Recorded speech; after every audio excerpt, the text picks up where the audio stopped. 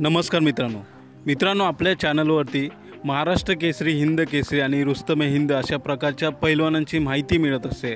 आणि आजही आपण अशाच एका महाराष्ट्र केसरी योद्धाबरोबर आणि या योद्ध्याची माहिती जाणून घेणार आहोत। त्यांनी काय काय कामगिरी केलेली आहे आत्तापर्यंत, तर ती माहिती आपण जाणून घेण्याचा या व्हिडिओमध्ये प्रयत्न करणार आहोत। तर नक्कीच हा व्हिडिओ शेवटपर्यंत पहा ही विनंती। तर मित्रांनो, आजच्या या व्हिडिओमध्ये आपण महाराष्ट्राचे 24वे महाराष्ट्र केसरी सण होते 1986, ठिकाण होते सोलापूर आणि विजेते होते गुलाब बर्डे यांच्याबद्दल आपण माहिती जाणून घेणार आहोत।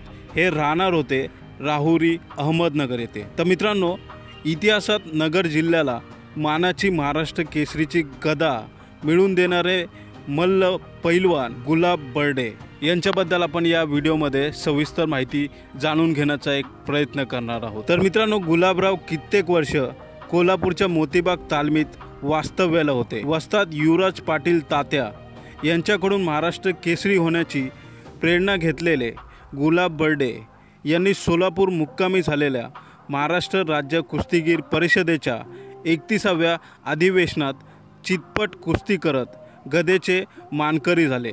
मित्रांनो, बर्डे यांनी पहिल्या फेरीमध्ये पुण्याच्या दत्ता शिंदेंना चितपट करत आपली विजयी घोडदौड सुरू केली। माती विभागातील उपांत्य फेरीत मुंबईच्या संपत पाटील यांना हरवत बर्डे महाराष्ट्र केसरीच्या अंतिम सामन्यात दाखल झाले। अंतिम सामना मुंबईच्या दिलीप पवार विरुद्ध गुलाब बर्डे असा होणार होता। पवारपेक्षा 22 किलोने जास्त असलेले बर्डे यांनी पहिल्यापासूनच ताकदीच्या जोरावर आपली पकड मजबूत ठेवत 13व्या मिनिटाला 4-0 असे गुण मिळवले होते। शेवटी 5 मिनिटे राहिली असताना पवाराला लपेट मारून चितपट मारून महाराष्ट्र केसरी गदेवर पैलवान गुलाब बर्डे यांनी आपले नाव कोरले होते। मित्रांनो, तुम्हाला आठवत असेल की ही पैलवान गुलाब बर्डे आणि पैलवान लक्ष्मणराव वडार यांची ऐतिहासिक कुस्ती। तर या कुस्तीबद्दल आपण या पुढे जाणून घेणार आहोत। तर मित्रांनो, साल होते 1989, उन्हाळा संपत आला होता। मे महिन्याचा अखेर असेल कदाचित। कोल्हापूरच्या खासबाग कुस्ती मैदानात 5000 प्रेक्षकांची तिकीट काढून प्रचंड गर्दी भरली होती। दोघंही पैलवानांनी हिंदुस्थानात धुमाकूळ घातला होता। एक होता चपळ चित्ता तर दुसरा होता बिबळ्या वाघ। गाठ पडली होती ती खासबाग मैदानात। शाहूराजांच्या खासगीत अनेक तालमी त्या काळी अस्तित्वात होत्या, मात्र शाहूराजांच्या नंतर तेवढ्या आत्मीयतेने कुस्तीकडे पाहिले जात नव्हते। अनेक खासगीतल्या तालमींची दुरावस्था झाली होती। काळा इमाम तालीम पण अशीच दुरावस्थेत त्या काळी होती। राजाश्रय जरी संपला असला तरी लोकाश्रय मात्र अजूनही कुस्ती क्षेत्राला तारून होता। म्हणून या कुस्तीचे पैसे काळा इमाम तालमीच्या डागडुजीसाठी संयोजक देणार होते आणि असेच ठरले होते। दुपारचा प्रहर टळत चालला होता आणि छोट्या मोठ्या कुस्त्यांना प्रारंभ झाला होता। मैदानाची क्रमांक 1 ची कुस्ती मैदानात आली होती। सलामी झडली, चौदंडी सुरू झाली। दोघेही पैलवान गरम झाले। लक्ष्मण वडार महाराष्ट्र केसरी होते आणि गुलाब बर्डे सुद्धा महाराष्ट्र केसरी होते। गुलाब बर्डे हे उलटी उडी मारण्यात पटाईत होते। पैलवान गडी आणि कोलंटी उडी, ठकास महाठक अशी कुस्ती होती।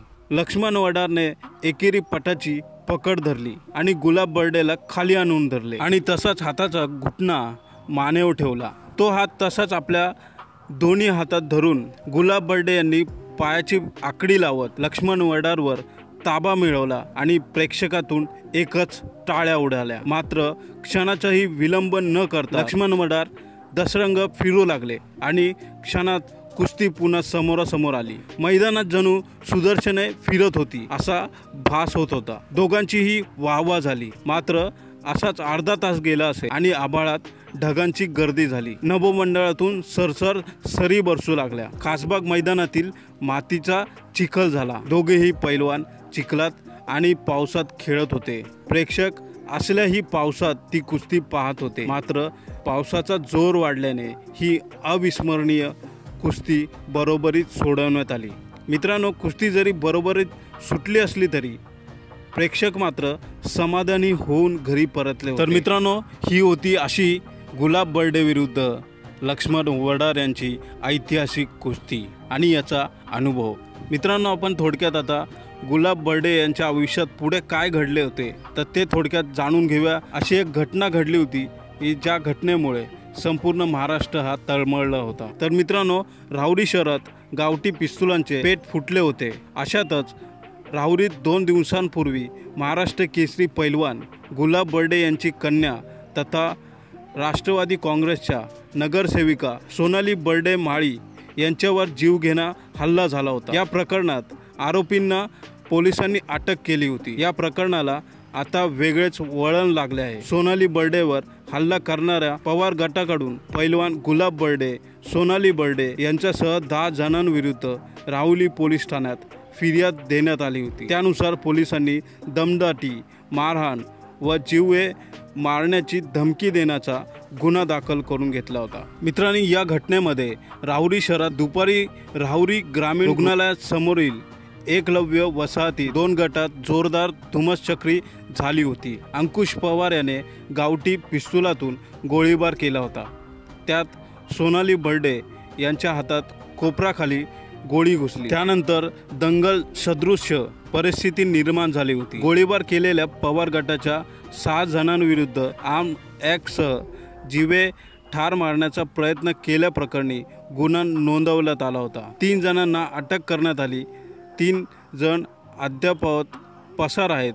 तर मित्रांनो, ही होती आपल्या जीवाला हळहळ करण्यासारखी गोष्ट आणि ती घटना गुलाब बर्डे यांच्या आयुष्यामध्ये ही पहिल्यांदाच घटना घडली असेल आणि या घटनेचा आपल्याला निषेध करायला हवा। तर मित्रांनो, हा विषय होता वेगळा। आपल्याला त्यांच्या कुस्तीबद्दलची माहिती द्यायची होती, संपूर्ण त्यांचं आयुष्य कसं होतं त्याबद्दलची माहिती द्यायची होती। तर आपल्याला जर हा व्हिडिओ आवडला असेल तर नक्कीच या व्हिडिओला लाईक करून जास्तीत जास्त शेअर करा आणि जर तुम्ही या चॅनलवरती नवीन आला असाल तर या चॅनलला सबस्क्राईब करायलाही नक्कीच विसरू नका। तर मित्रांनो, आपण भेटूया पुढच्या व्हिडिओमध्ये पुढच्या पैलवानासोबत, पैलवानाच्या माहितीसोबत। तर पुढच्या व्हिडिओपर्यंत धन्यवाद।